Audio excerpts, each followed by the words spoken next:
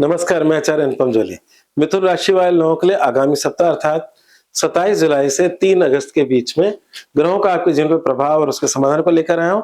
और अगर हम मिथुन राशि की बात करें तो इस समय मिथुन राशि वाले लोगों के लिए सभी ग्रह एप्रोप्रिएट जगह पर हैं। तो ये समय मतलब जब अच्छा होता है तो उसको बुना लेना चाहिए। कई बार कुछ लोग मेरे को राशिफल के नीचे लिखते हैं कि हमारे जीवन में सब कुछ बुरा ही चल रहा है, आप तो बहुत अच्छा बता रहे हो। ये अच्छा बताना आपको शक्ति देता है और जो ग्रहों के अनुकूल ही बात कर रहा हूँ, उससे बाहर नहीं कर रहा। तो ये आपके कर्म करने की प्रेरणा भी देता है और जो गोचर के ग्रह होते हैं, वो तो कर्म करने की प्रेरणा देते ही देते हैं। आपकी जो जन्म कुंडली है, उसमें जो दशा अंतर्दशा है, उसकी वजह से कभी-कभी आपके जीवन में कष्ट और अच्छाइयाँ आती हैं, जो मुख्य है और ये उसके साथ सेकेंडरी है। इसकी हेल्प आपको बहुत ज़्यादा लाभ देती है। तो पॉजिटिव राशिफल सुनना आपको अच्छा ही लगेगा और पॉजिटिव राशिफल जबरदस्ती नहीं बना रहे हम लोग, जो ग्रह हैं उसी की बात कर रहे हैं। तो मिथुन राशि के अंदर सारे ग्रह एप्रोप्रिएट है। अगर हम देखें तो सबसे पहला ग्रह बुध है। हालांकि मैं चंद्रमा से शुरुआत करता हूँ, इस पर मैं बाकी ग्रहों से शुरुआत करके चंद्रमा पे आऊंगा। तो बुध अपने मिथुन राशि का स्वामी होकर मिथुन राशि में बैठा है। अब इसका मतलब क्या है? इसका मतलब यह है, हाँ पिछले दिनों तो फिर भी वक्री था, अब तो नॉर्मल है, मार्गी है।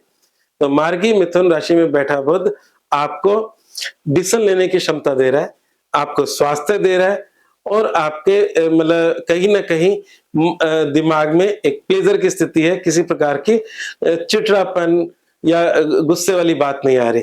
तो बुध आपको कहीं ना कहीं सुरक्षा प्रदान कर रहे हैं, हम पुष्टिदायक कहते हैं, वो आपको पुष्टि प्रदान कर रहे हैं। अब बाकी ग्रहों की बात करें, मैंने कहा चंद्रमा सबसे लास्ट में लूंगा, तो शुरुआत चंद्रमा से करता हूं।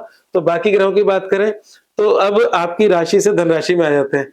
तो उच्च का बृहस्पति, बृहस्पति वैसे भी धन और धर्म का कारक है और दूसरा घर धन का है, परिवार का है। उच्च का बृहस्पति है तो उच्च की मतलब ये कह सकते हैं कि मॉरल वैल्यूज भी देकर आता है। तो परिवार में अगर पास्ट में कुछ समस्या रही है तो उसको सॉल्व करने का चमत्कारिक समय है, क्योंकि ये समय मतलब 12 साल बाद आता है। बृहस्पति एक राशि में 1 साल रहता है तो 12 साल बाद आता है। तो इस समय को मत चूके। जिनके घरों में किसी प्रकार के क्लेश या अविश्वास की कमियां हैं, उसको इस समय आप लोग ठीक कर सकते हैं। सूर्य पराक्रम का स्वामी है, वो भी आपके धन भाव में बैठा है, परिवार वाले भाव में बैठा है।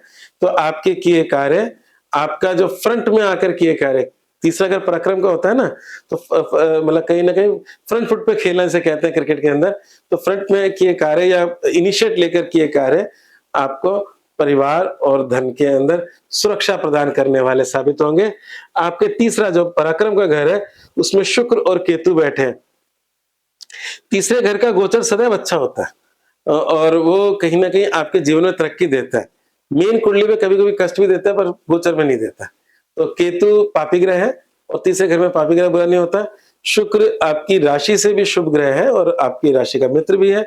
तीसरे घर में आपके कार्य क्षेत्र को बढ़ाने, पराक्रम को भी बढ़ाने वाला है और साथ में आपके जैसे कहते हैं नेटवर्किंग, आपके पब्लिक से जुड़ाव को भी दिखा रहा है। तो कहीं ना कहीं कुछ अच्छे विद्वान या हम ये कह सकते हैं कि आपकी नेचर को संतुष्ट करने वाले नए सर्किल का निर्माण हो रहा है, मित्रों का बढ़ाव हो रहा है और सामाजिक कार्यों में आपकी व्यस्तता बढ़ रही है। तो ये थे इन ग्रहों की बात। अब बाकी ग्रह जो अप्रोप्रिएट कह रहा था वो है राहु और शनि। शनि भाग्य के स्वामी है, करियर में बैठे हैं और राहु आपके भाग्य में बैठे हैं। हालांकि भाग्य में बैठे राहु का उपाय जरूर करना चाहिए, मेरा ऐसा मानना है। भाग्य में बैठा राहु एक बड़े परिवर्तन की बात करता है। राहु 1.5 साल रहता है एक राशि में, तो अभी इसका एक मतलब आधे से ज्यादा समय निकल चुका है राहु का यहाँ पर। तो इस किसी भी राशि से 9वीं राशि में अगर राहु बैठा हो तो समझ लीजिए एक बड़े बदलाव की धारा से आप गुजर रहे हो। तो इसलिए और क्योंकि अभी अंतिम है, दिसंबर में राहु चेंज हो जाएंगे, तो इसका मतलब बदलाव की रूपरेखा सब कुछ गढ़ी जा चुकी है। अब बस उस पर एग्जीक्यूट करना है। और आपके 10वें घर में भाग्य का स्वामी शनि आपके कार्य क्षेत्र को एक ना सिर्फ स्थिरता दे रहा है, स्थिरता का स्थायित्व, और उसको बढ़ा भी रहा है क्योंकि बृहस्पति की दृष्टि आपके करियर भाव में है। तो इसलिए शुरुआत मैंने कहा कि चंद्रमा को लास्ट में लूंगा, पहले आपके ग्रहों की बात कर लें। मंगल का 12वें घर में बैठना दो पर्पज से अच्छा और थोड़ा सा कष्टकारी है। अच्छा तो यह है कि आपके छठे का स्वामी मंगल 12वें में बैठा है, कोई दिक्कत नहीं है। राशि से 12वां प्लेनेट तकलीफ देता है, थोड़ा सा कष्ट देता है, उसका थोड़ा प्रभाव राशि पे पड़ने लगता है और दूसरी बात यह है कि आपकी इनकम का लॉर्ड होकर 12वें में बैठा है, तो कहीं न कहीं इसमें इनकम में थोड़ा संघर्ष ज़रूर कराता है और विदेश संबंधी कार्यों में या आपकी यात्राओं संबंधी कार्यों में ये लाभ भी देता है। तो ये थे आपके सारे ग्रहों के गणित। चंद्रमा पे आते हैं। चंद्रमा का सफ़र धनु राशि से लेकर मीन राशि तक रहेगा, जिसमें मध्य में 2 दिन आपकी चिंता के होंगे, वो 2 दिन बताए थे। वो है 28 जुलाई शाम 7:49।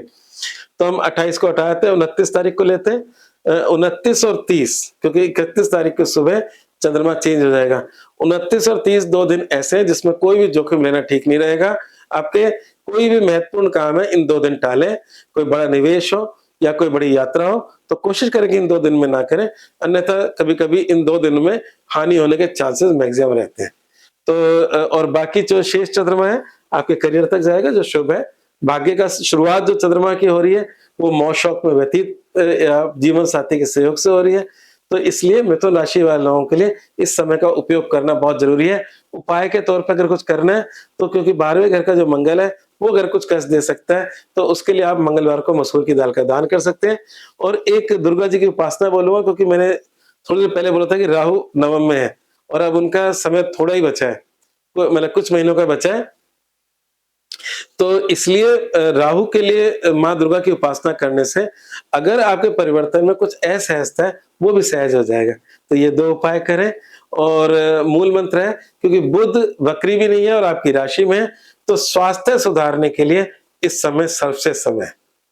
आज बस इतना ही। धन्यवाद।